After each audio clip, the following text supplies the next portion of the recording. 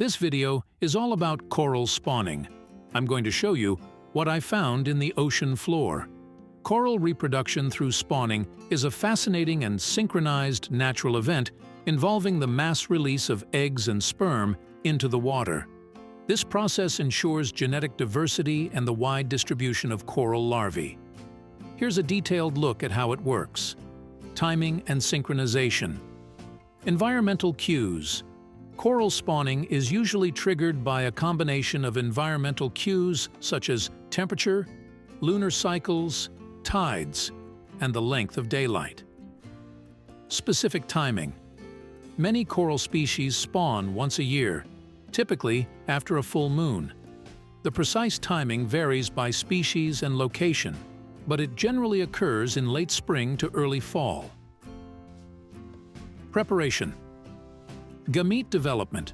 Corals prepare for spawning by developing gametes, eggs and sperm, within their tissues over several months. Budding gametes. These gametes are typically stored in small sacs within the coral polyps. Spawning event mass release. During the spawning event, corals release their gametes simultaneously. This synchronized release is crucial for maximizing the chances of fertilization. Broadcast spawning.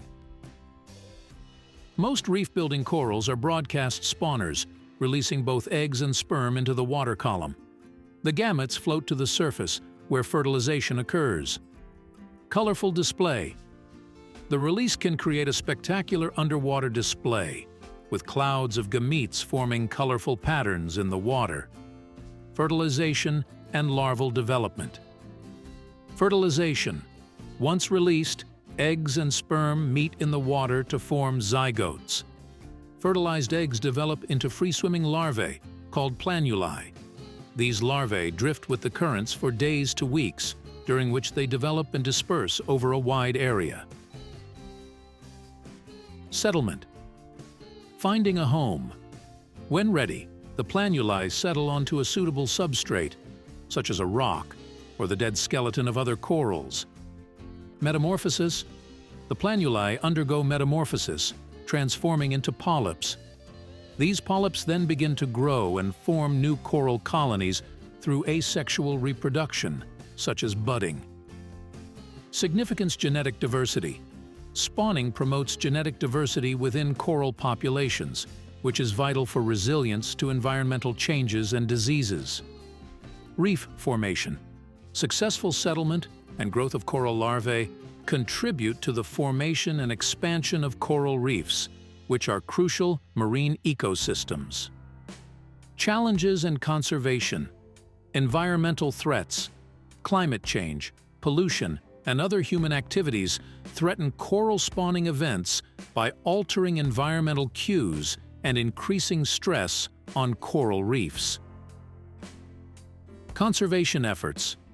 Efforts to protect coral reefs include reducing carbon emissions, managing coastal development, and restoring damaged reefs through initiatives like coral gardening and artificial reef structures.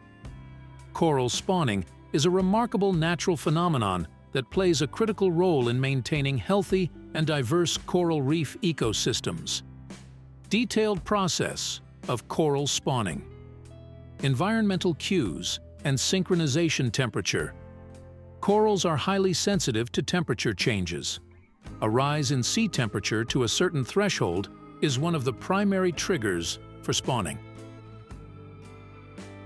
Lunar cycle.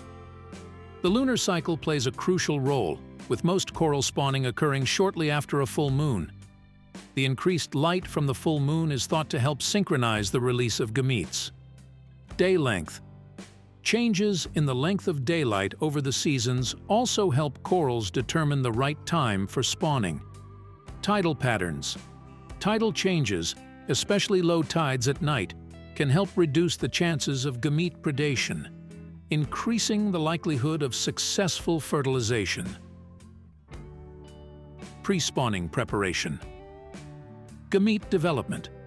Corals develop gametes within their tissues in preparation for spawning.